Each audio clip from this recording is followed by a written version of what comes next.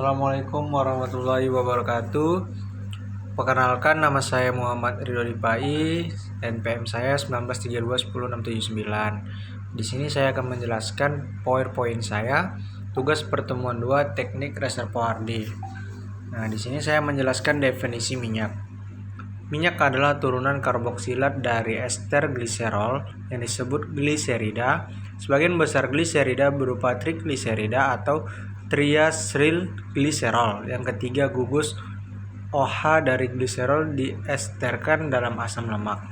Jadi hasil hidrolisis lemak dan minyak adalah asam karboksilat dan gliserol. Asam karboksilat ini juga disebut asam lemak yang mempunyai rantai hidrokarbon yang panjang dan tidak bercabang. Hasil hidrolisis lemak dan minyak adalah asam karboksilat dan gliserol.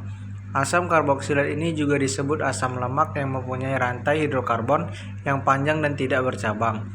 Ester gliserol ini menurut tata nama lama disebut gliserida. Bila jumlah gugus OH dalam rumus struktur gliserol yang diesterkan 1 digunakan nama monogliserida. Sedangkan bila yang diesterkan 2 atau 3 gugus OH, maka berturut-turut dinamakan digliserida atau trigliserida. Kini senyawa trigliserida lebih sering dinamakan trigliserol. Nah, di sini saya menjelaskan metode untuk penentuan cadangan minyak. Metode decline curve analysis. Nah, di sini ada metode decline curve merupakan salah satu metode untuk memperkirakan besarnya cadangan minyak berdasarkan data-data produksi setelah selang waktu tertentu. Syarat utama decline curve analysis adalah laju produksi telah menurun yang disebabkan oleh keadaan reservoir, bukan disebabkan oleh turunnya kemampuan alat produksi. Penurunan laju produksi dipengaruhi oleh beberapa faktor, di antaranya mekanisme pendorong reservoir, tekanan, sifat fisik batuan, dan fluida reservoir. Recovery factor. Di sini ada faktor perolehan. Recovery factor adalah perbandingan jumlah minyak atau gas yang dapat diambil terhadap jumlah minyak atau gas disebut in place dengan menggunakan teknologi primary, secondary, maupun tertiary recovery. Nah, recovery factor. Metode yang dipakai untuk menghitung recovery factor dan cadangan hidrokarbon dihitung menggunakan metode 1. Simulasi reservoir. Untuk menganalisa ini, model geologi yang digunakan harus telah teruji keakuratannya berdasarkan data seismik dan analisa sumuran.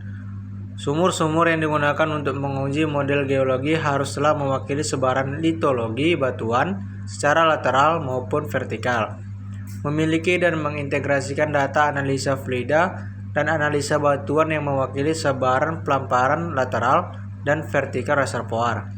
Analisa simulasi reservoir merupakan metode yang dianjurkan dan dapat digunakan pada semua tahap pengembangan lapangan. 2. Material balance. Untuk semi simulasi karakteristik reservoir yang berbeda harus dimodelkan dengan beberapa tank. Recovery factor. 3. Decline curve. Untuk penganalisian ini, reservoir harus telah memiliki data produksi dan tekanan yang memadai. Lapangan telah memasuki tahanan kondisi produksi yang telah mature, telah melampaui titik tertinggi kemampuan produksi. 4. Metode analitik. Dapat digunakan apabila data sangat terbatas. Metode material balance, decline curve, dan analitik dapat dilakukan apabila metode simulasi reservoir tidak bisa dilakukan dengan pertimbangan data tidak cukup mendukung, atau jumlah reservoir cukup banyak, atau pertimbangan lain. Perhitungan volumetrik.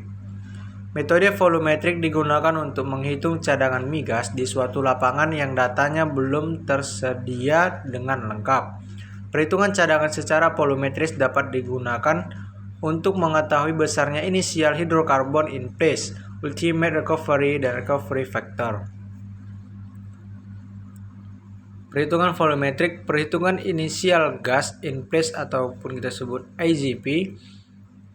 Di sini IGP sama dengan 43560 dikali A XH dikali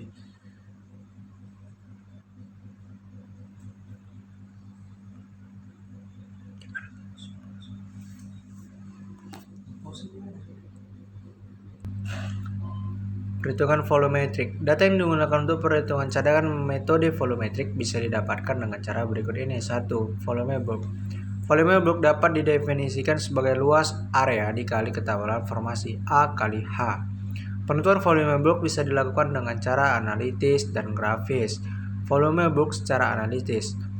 Volume bulk ditentukan dengan pembuatan peta kontur bawah permukaan dan peta isopak. Peta kontur bawah permukaan adalah peta yang menghubungkan titik-titik yang memiliki kedalaman puncak formasi yang sama. Peta isopak adalah peta yang menghubungkan titik-titik yang memiliki ketebalan yang sama dari formasi produktif.